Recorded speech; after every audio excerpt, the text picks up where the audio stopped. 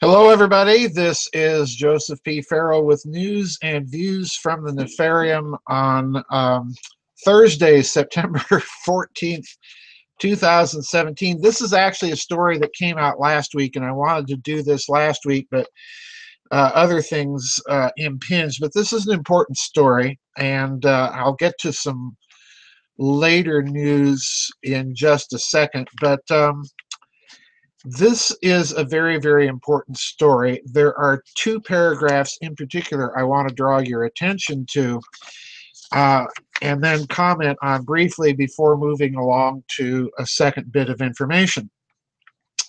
The story appeared at Zero Hedge last week, exactly a week ago.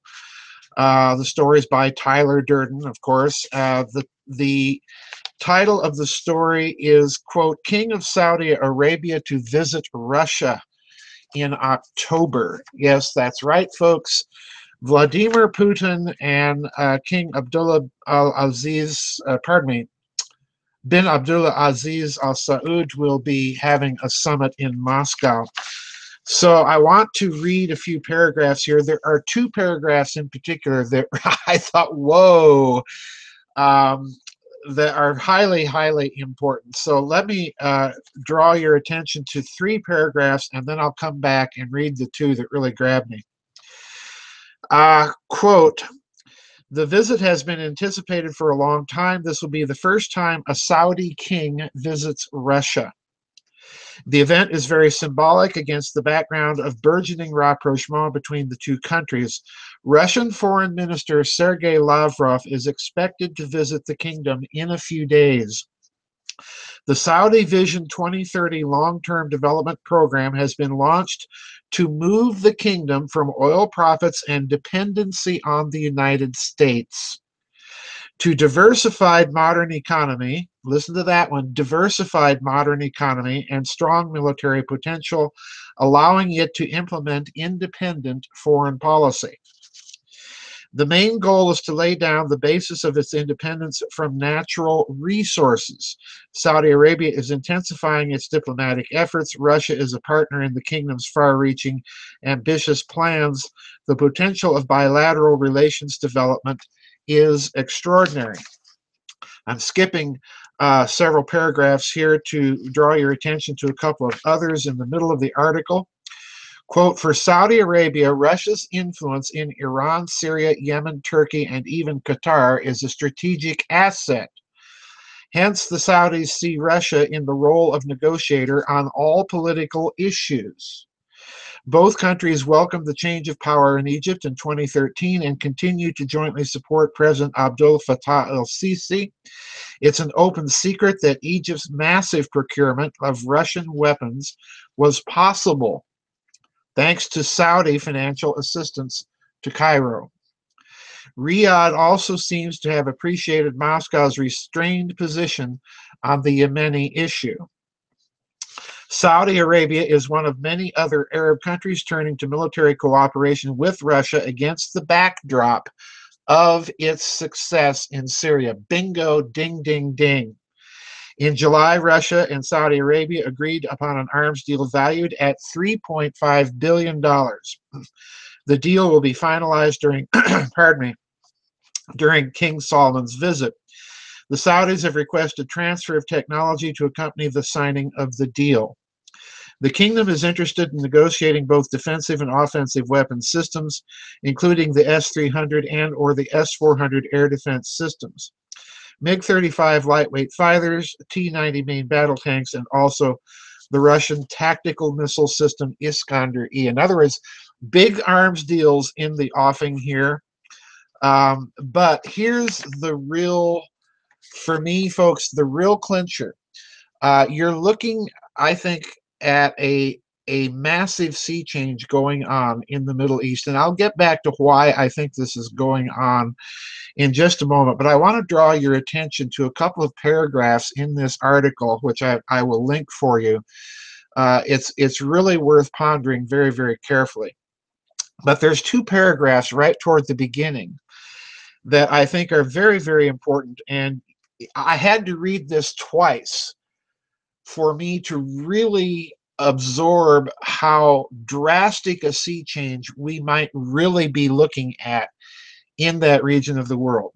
Listen to these two paragraphs right toward the beginning of the article. Quote, Russia's leading oil company, Rosneft, has said it is interested in buying Saudi oil giants' shares after the privatization takes place next year as planned.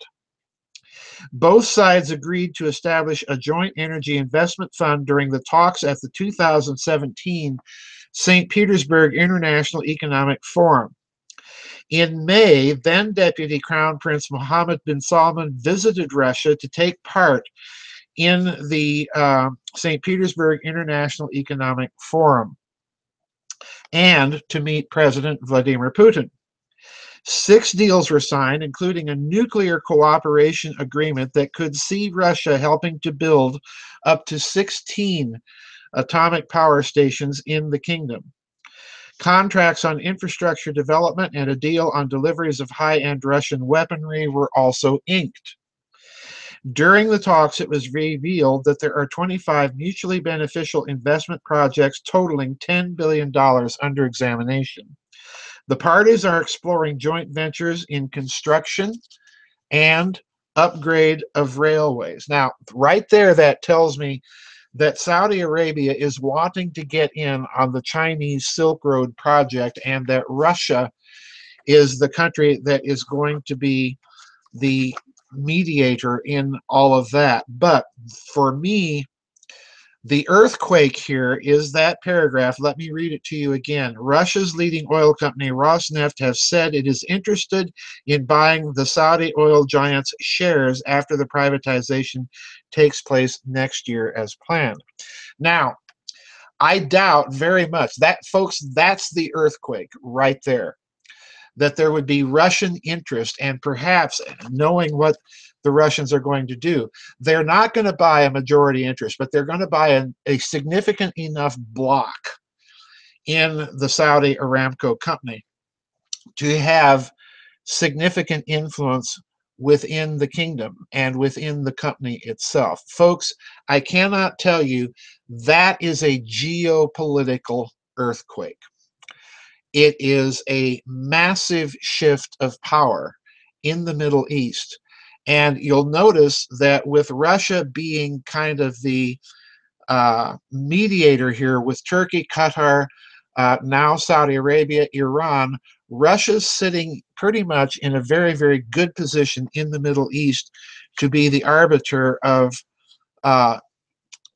let's say, neutral partner in regional conflict and negotiations. So this is a huge earthquake, and as this article makes clear, I think Tyler Durden is entirely correct here. This is an earthquake that happened because of the Russian intervention in Syria and the ineffectiveness of all of America's allies and partners, including the radical Muslims that we've partnered ourselves with inside that country, to topple the Assad regime. This is major. Now, the other thing I want to draw to your attention is that this comes on the heels of a very quiet visit of a Saudi prince to Israel to negotiate directly with the Israeli Prime Minister Netanyahu. All right, and that again is a huge earthquake in the region, folks. America is slipping, and I want to give you what I think is the backdrop, not only the effectiveness of the Russian intervention in Syria, however, you also must take into consideration the recent horrible accidents with the U.S. Navy, the USS John McCain and the USS Fitzgerald, which were literally rammed by merchant freighters and causing a lot of damage. Now, folks, I don't believe for a moment that this was because the watches, the actual human eyes on the horizon on those ships failed. This was a systemic failure. The Navy is trying to paint this as, well, we need better training. It was a failure of the crew. I'm not buying that story at all.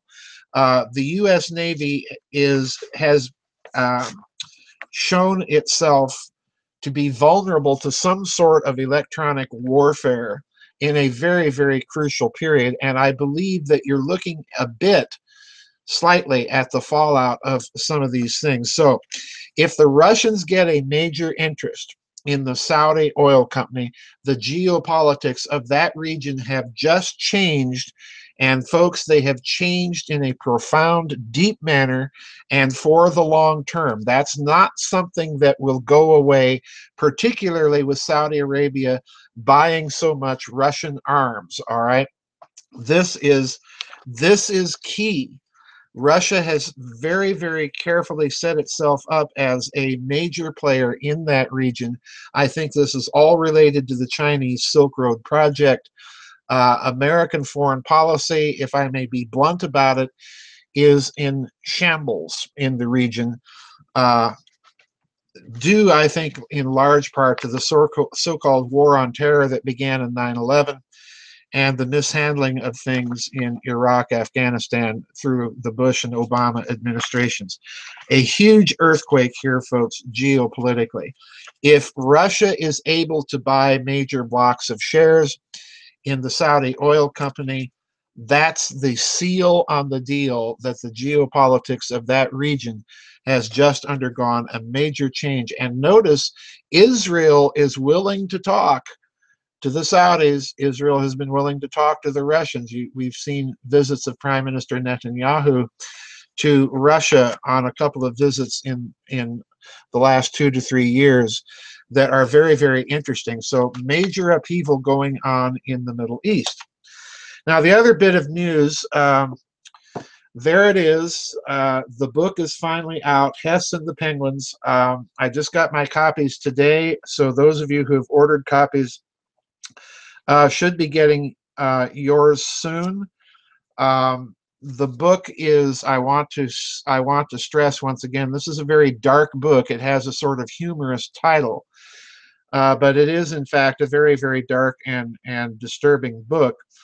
A necessary one, I think, in today's age of radical negotiations, world-changing negotiations. That one was obviously another attempt at a major change in the direction that the world was taking. So that book is out. Now that I have my copy and can refer to it, I will be happy in vid chats and so on to be fielding questions about it. So that's it for today's news and views. I want to thank everybody. This has been a banner week for people sending me articles. I'm still sorting through it. I may not get to the blogging for next week until late Saturday evening. There's a lot of good stuff to sort through, and I really haven't decided. I'm still kind of trying to make up my mind on the things I need to blog about. You're picking out a lot of very good science articles, things happening in science that are very, very important. So I may not get to the blogs as I normally do by Saturday morning, so be aware of that. But anyway, I want to thank everybody. You're finding some truly amazing stuff, and it gets more and more difficult to pick out which things I want to talk about in the weekly blogs. But anyway, it is a kind of a community-driven blog site in that respect. So I want to thank everybody again. That's it for today's news and views from the Nefarium. Watch this Saudi-Russian summit between Vladimir Putin and King Salman very, very carefully, because I think this is going to be a bellwether for what sort of things we can expect in that region of the world in the next decade, if not 2 or 3. So very, very important stuff. That's it, folks. Thank you again for all of you sending me the great articles and stories that you're finding. And I'll see everybody on the flip side. Bye-bye. God bless.